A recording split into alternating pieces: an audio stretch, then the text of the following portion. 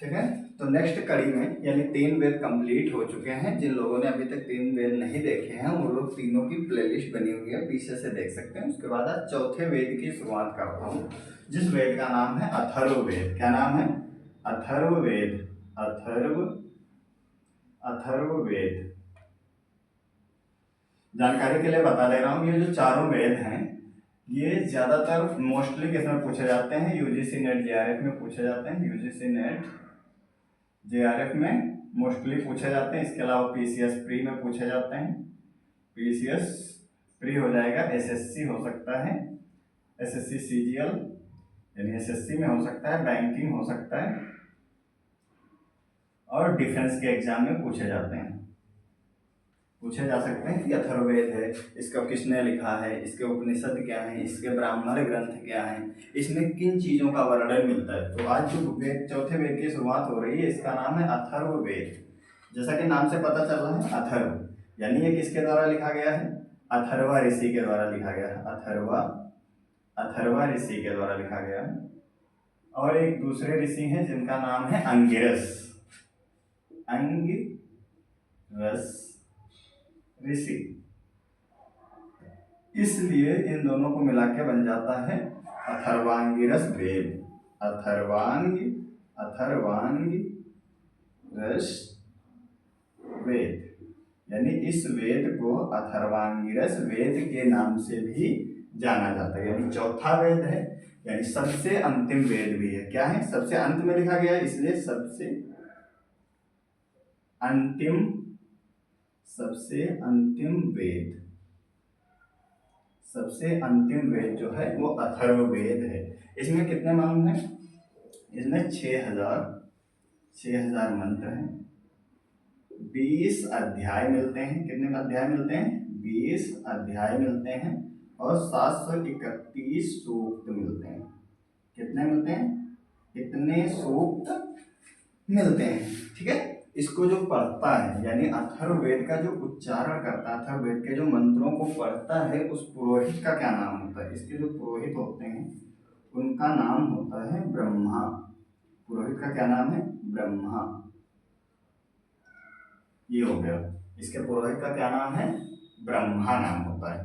ठीक है।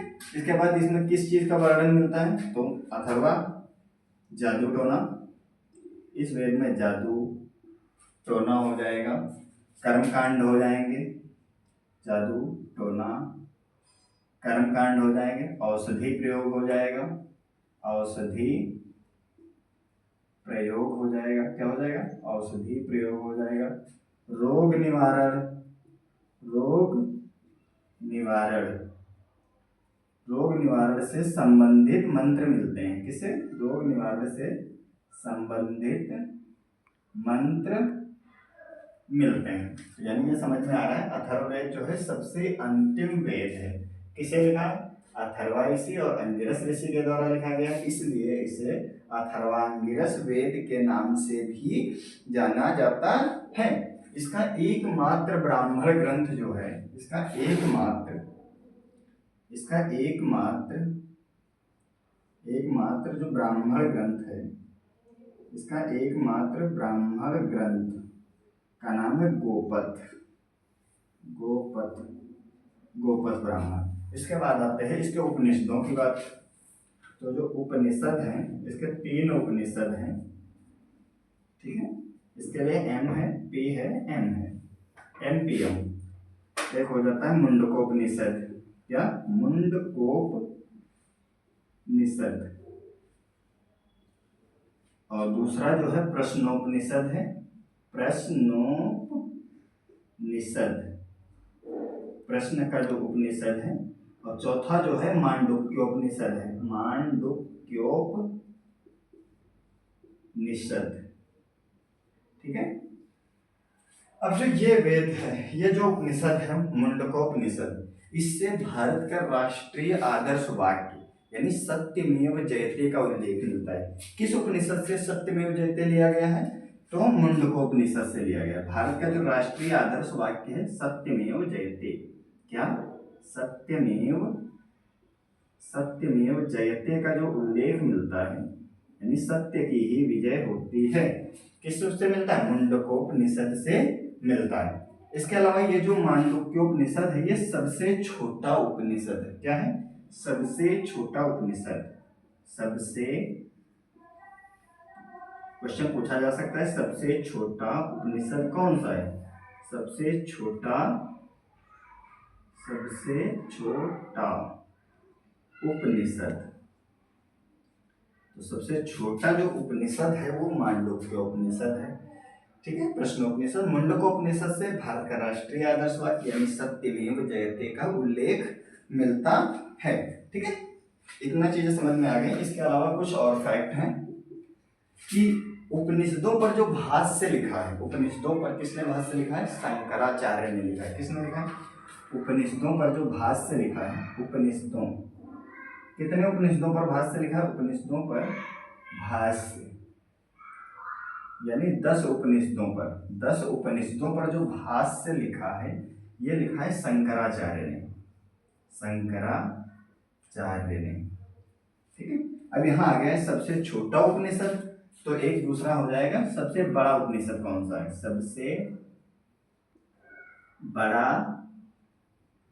उपनिषद, जैसा कि नाम से ही स्पष्ट हो जाएगा, बृहद, बृहद, ये हो जाएगा बृहद।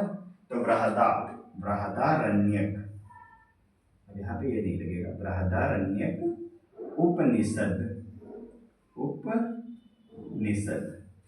बृहदा, बृहद आकार का जो अरण्यक है, यानी ये जो उपनिषद है ये सबसे बड़ा उपनिषद है। ठीक है।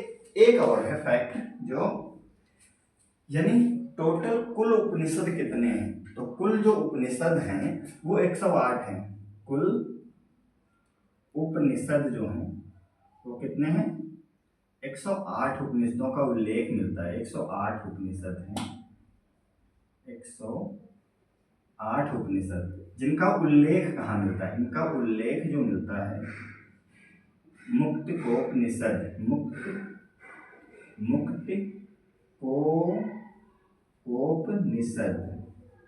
मुक्तिकोपनिषद में इनका उल्लेख मिलता है। ठीक है। तो ये समझ में आ गया होगा, ये चौथा वेद है। ठीक है। चौथे वेद की जो शुरुआत, यानी चौथा वेद किसने लिखा है? अथर्वा ऋषि और अंगिरस ऋषि के द्वारा लिखा गया, जिसे अथर्वांगिरस वेद के नाम से भी जाना जाता है, क्योंकि ये सबसे अंतिम वेद है। ठीक है।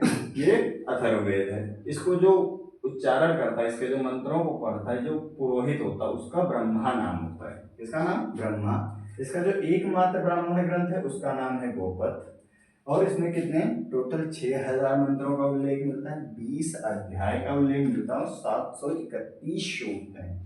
इसके अलावा अथर्ववेद जादू, टोना, मंत्र, औषधि प्रयोग, रोग निवारण से संबंधित है, इसलिए इसे जादू, टोना, कर्मकांडीय वेद भी कहा जाता है। दूसरा ये कि इसका जो उपनिषद है इसमें 3 उपनिषदों का उल्लेख मिलता है। एक है मुंडकोपनिषद, दूसरा है प्रश्नोपनिषद, तीसरा है मांडुक्योपनिषद। एमपीएम क्या याद करना है? एमपीएम से याद कर लेना है। मुंडकोपनिषद यानी भारत का जो राष्ट्रीय आदर्श वाक्य है उस पर सत्यमेव जयते का उल्लेख मिलता है। इसका मतलब होता है सत्य की ही विजय होती है। प्रश्नोपनिषद, मांडुक्योपनिषद जो है ये सबसे छोटा उपनिषद है। और अगर ये क्वेश्चन पूछ लिया जाए कि सबसे बड़ा उपनिषद कौन सा है, तो नाम से स्पष्ट हो जाता बृहदारण्यक उपनिषद। चौथा यह है कि उपनिषदों पर भाष्य किसने लिखा? 10 उपनिषदों पर भाष्य किसने लिखा? शंकराचार्य ने लिखा। उसके अलावा कुल उपनिषद कितने हैं? 108, जिनका उल्लेख कहाँ मिलता है? मुक्तिकोपनिषद में उल्लेख मिलता है। तब तक के लिए जय हिंद। आशा करते हैं दोस्तों समझ में आया होगा, और इसका अच्छे से प्रॉपर नोट्स बनाते रहना, ये अगले आपके सभी एग्जामों में काम आएंगे, specially UGC net, JRF, PCS pre, UPSC pre वगैरह वगैरह बहुत सारे एग्जामों में इससे हेल्प मिलेगी। जय हिंद, जय भारत।